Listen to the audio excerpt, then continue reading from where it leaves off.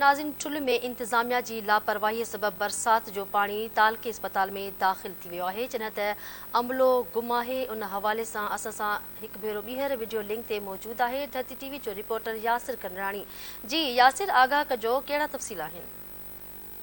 जी बिल्कुल, ठुल ऐं उनजे भरपासे वारनि इलाइक़नि में मीरपुर बुरड़ो, जोंगल, मुबारकपुर, गढ़ी हसन, बाहू खोसो, करीमबख्श खोसो समेत ॿियनि इलाइक़नि में वक़्फ़े वक़्फ़े सां मुसलसिल काफ़ी ॾींहंनि खां वठी बरसाति हलंदड़ आहे। बरसाति पवण सबबि जेकर ठुल जे मुख़्तलिफ़ इलाइक़नि में बीमारियूं जेको आहे उहो जनम वठी आहिनि। गैस्ट्रो, पेट जी बीमारी समेत जेको आहे सो मलेरिया जी जेकी बीमारियूं आहिनि उहे जेको आहे सो हिन वक़्तु वॾे तइदाद में ॾिसण पिया अचनि। असां हिन वक़्तु मौजूदु आहियूं तहलका ठुल जे हॉस्पिटल में, जिते म्यूनिसिपल कमेटी ठुल ऐं पब्लिक हेल्थ इंतिज़ाम जे नाली जे सबबि जेके हिन अस्पताल में जेको आहे 3 खां 4 फुट पाणी जमा थी वियो आहे। मूं पंहिंजे कैमरामैन खे चवंदो उहो अव्हांखे ॾेखारींदो। अव्हां ॾिसी सघो था ही जेके मरीज़ आहिनि उहे जेको आहे हिन गंदे पाणी मां गुज़र करे जेको डॉक्टरनि खे ॾेखारीनि था पिया।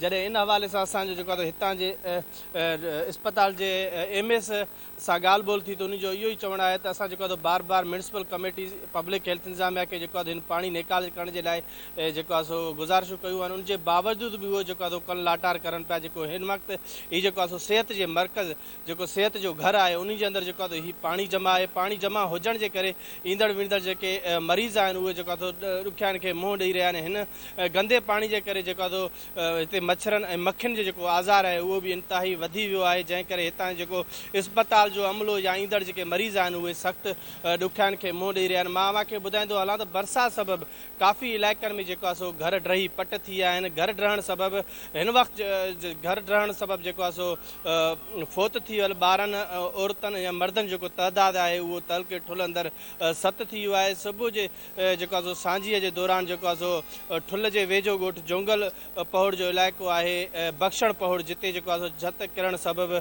हिकु ई घर जा जेका 3 गोलनि जहिड़ा मासूम ॿार जेको आहे दॿिजी फ़ौत थी विया आहिनि। अहिड़े सूरत हाल बाद बि हितां जेको म्यूनिसिपल जो अमलो हुजे, पब्लिक हेल्थ इंतिज़ामिया जो अमलो हुजे या हितां जा असिस्टेंट कमिश्नर ठुल हुजे या मुख़्तियारकार हुजे, जेको करोड़ रुपया जेका यूसिन जी बजट अचे पई जेका आहे उहो हिन जेको आहे हिन एमरजेंसी जे दौरान जेको आहे हिते को बि मेडिकल कैंप ॻोठनि में क़ाइमु नाहे कई वई। हिते ॻोठाणनि खे जेको को बि सहूलियत न ॾिनी वई।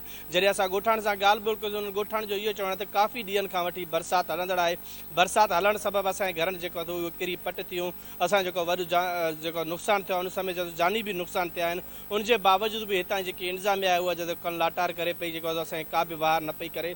हिननि जेको आहे हितां जी म्यूनिसिपल कमेटी ठुल जे ऐं जेको पब्लिक हेल्थ ठुल जे ख़िलाफ़ु जेको आहे हितां जे MP डॉक्टर सोराब ख़ान सरकी ऐं सूबाई वज़ीर आहे मीर इजाज़ हुसैन ख़ान जखरानी समेत डिप्टी कमिश्नर जेकाबाद खां इहो ई मुतालबो कयो आहे त फौरी तौर पर जेको आहे सो तहलके अस्पताल ठुल में जेको पाणी जमा आहे उहो पाणी निकाल कयो वञे। जेके ईंदड़ मरीज़ आहिनि उन्हनि जो जेको चेकअप सही नमूने सां करे सघूं।